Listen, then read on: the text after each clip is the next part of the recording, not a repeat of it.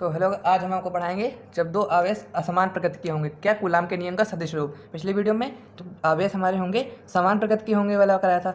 मतलब पिछली वीडियो में हमने आपको क्या कराया था, जब आवेश समान प्रकृति के होंगे। समान प्रकृति का मतलब क्या, जैसे माइनस क्यू या प्लस क्यू और प्लस क्यू।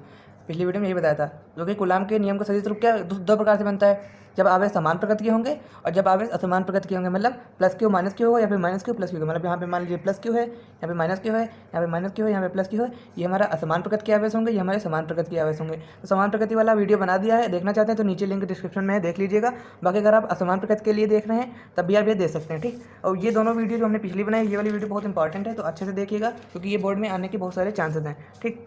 तो पहले देख लेते हैं जब आवेश समान प्रकृति के होंगे तो क्या बनेगा। कूलाम का नियम है, तो कूलाम के नियम के लिए पहले हमको बल ज्ञात करना होगा। बल कब ज्ञात करेंगे, पहले जब हमारे पास कोई दो आवेश होंगे, ठीक। हम मान लीजिए एक आवेश यहाँ पे ले लिया है प्लस क्यू, ठीक। और यहाँ पे ले लिया एक माइनस क्यू, ठीक। असमान प्रकृति के हैं, यहाँ पे प्लस क्यू, यहाँ पे माइनस क्यू, ठीक।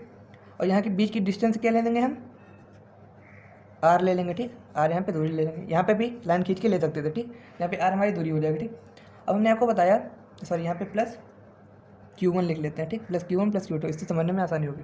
अब यहाँ पे प्लस है माइनस है, दोनों में क्या होगा, आकर्षण होगा, ठीक। आकर्षण मतलब ये वाला प्लस इधर जाएगा, ये वाला इधर जाएगा, दोनों आपस में बाद में मिल जाएंगे, ठीक। तो इनके लिए यहाँ पे बल क्या होगा, अंदर की तरफ लगेगा ना, कि यहाँ पे आकर्षण बल है, आकर्षण बल क्या अंदर की तरफ लगेगा। तो यहाँ पे अंदर तरफ लगेगा तो ये वाला बल इस साइड लगेगा, फोर्स ये वाला बल यहाँ पे इस साइड बल लगेगा।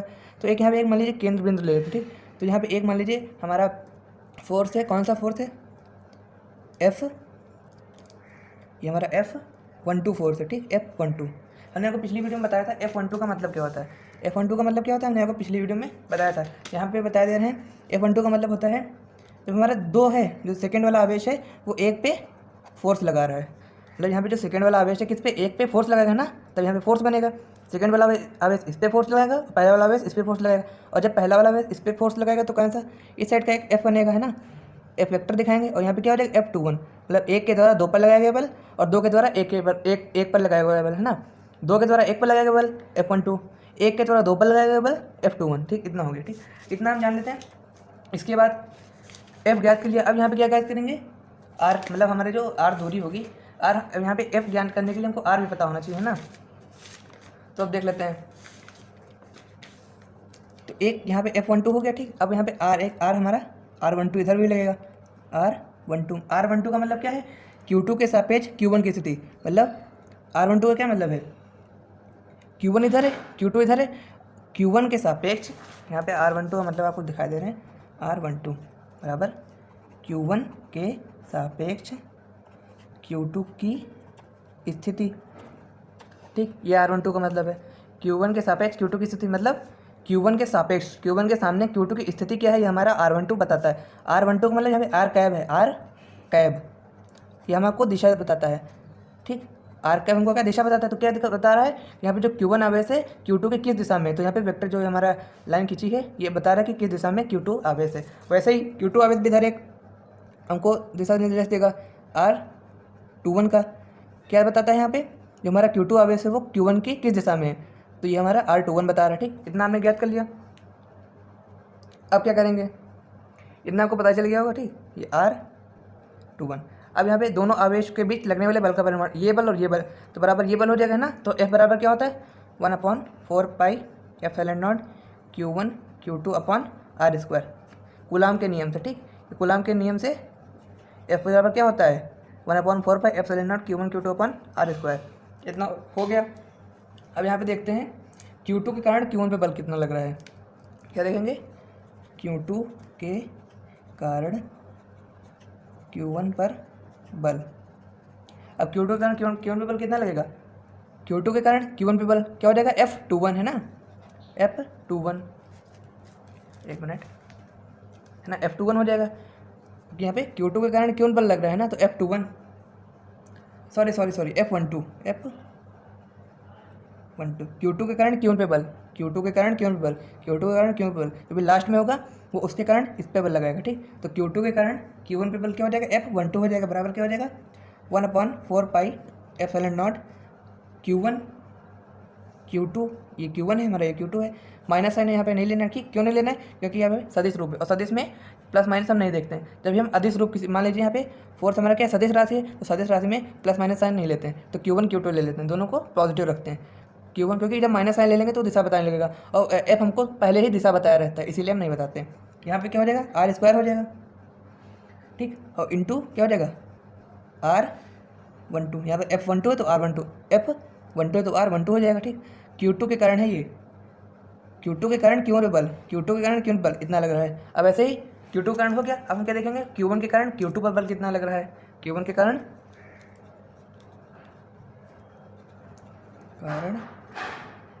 Q2 पर बल, ठीक। तो यहाँ पे पहले समझ लेते हैं हम, Q1 के कारण Q2 बल है, Q1 के कारण Q2 पर बल, तो क्या हो जाएगा F21, क्योंकि जो लास्ट में होगा वो बताता है कि कौन बल लगा रहा है। तो Q2 के कारण Q1 पर बल, इस पे बल लग रहा है, तो Q1 के कारण Q2 बल है ना, Q2 कारण Q1 पर बल हो चुका है। अब क्या है, Q1 के कारण Q2 पर बल कितना लग रहा है, तो F21, 1 बल लगा रहा है, तो 1 हमारा लास्ट में हो जाएगा, 2 आगे हो जाएगा, तो F21 हो जाएगा। अब जैसे यहाँ पे होता Q2 के कारण Q1 पर बल, Q2 ये है, Q1 ये है, तो 2 लास्ट में हो जाएगा, और जिस पे लग रहा है वो 1 आगे हो जाएगा। और अब हमारा क्या है, Q1 के कारण Q2 पर बल, तो F21 हो जाएगा, F21 हो जाएगा, ठीक ना।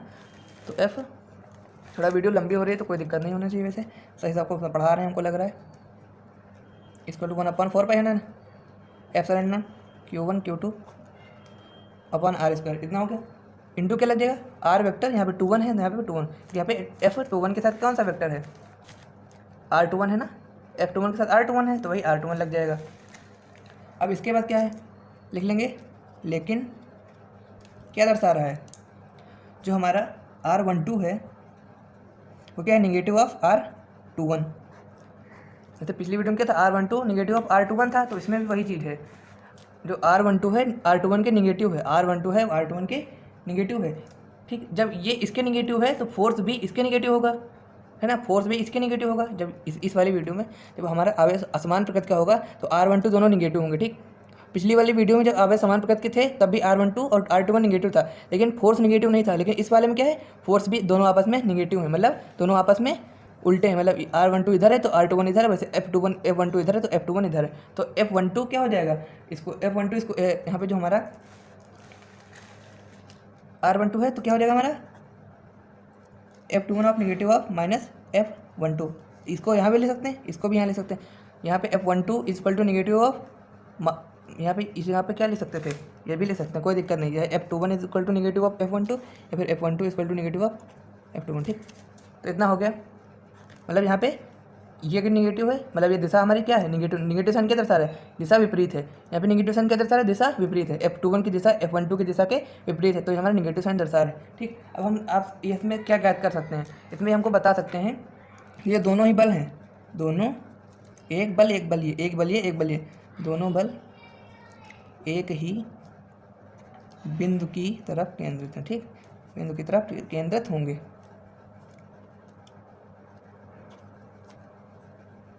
दोनों बल एक ही बिंदु की तरफ केंद्रित हैं। कैसे हैं देखिए, इस साइड एक बल लग रहा है, इस साइड एक बल लगा, बीच में एक केंद्र बिंदु है, तो किस तरफ, F12 भी इस तरफ केंद्रित है और ये वाला भी बल इस तरफ केंद्रित है, इस वाले बिंदु की ओर। तो वही हमने लिखा है, दोनों बल एक ही बिंदु की तरफ केंद्रित हैं। अब केंद्रित हैं, इसके बाद हम क्या लिखेंगे, इसलिए कूलाम बल क्या है, कूलाम बल कौन सा, केंद्रीय बल है, कूलाम बल केंद्रीय बल है। कूलाम बल क्या है, केंद्रीय बल है। क्यों केंद्रीय बल है, क्योंकि यहाँ पे दोनों बल एक ही बिंदु की तरफ केंद्रित हैं, तो कौन सा बल हो जाएगा, केंद्रीय बल हो जाएगा। और जब यह केंद्रीय बल होगा तो यह संरक्षी बल होगा, अतः यह संरक्षी बल है। आपको बता दें संरक्षी बल होता क्या है। यहाँ पे संरक्षी बल, मान लीजिए संरक्षी बल ले रहे हैं, संरक्षी बल, ठीक, इसको कहते हैं कंजर्व, ठीक, इसको कहते हैं कंजर्वेटिव फोर्स। कंजर्वेटिव फोर्स होता क्या है, जब भी हम कोई कार्य करेंगे तो वह ऊर्जा के रूप में संचित जो होता है उसे हम कंजर्वेटिव कहते हैं, कंजर्वेटिव फोर्स कहते हैं, संचित। यहाँ लिख दे रहे हैं, ऊर्जा के रूप में जो संचित होता है। मान लीजिए हमने इस पेन को यहाँ से उठाया, ठीक, इसके बाद नीचे रख दिया, तो जो कार्य हुआ ऊर्जा के रूप में संचित हुआ ना, तो हमारा कौन सा रहेगा, संरक्षी बल हो जाएगा। वैसे ही यहाँ पे क्या होगा, जब कूलाम बल केंद्रीय बल है तो यहाँ पे अतः यह संरक्षी बल, क्योंकि इस बल को हम क्या स्टोर कर सकते हैं, संरक्षित कर सकते हैं, ठीक, इसलिए यह संरक्षी बल है। इतना लिख लेंगे। तो यहाँ पे आपका कंप्लीट हो गया कूलाम के नियम का सदिश रूप। अब हम अगली वीडियो में आपको कोशिश करेंगे अध्यारोपण के सिद्धांत के बारे में बताने की, ठीक। तो वीडियो अच्छी लगी लाइक कीजिएगा, शेयर कीजिएगा, सब्सक्राइब करना मत भूलिएगा। Thank you.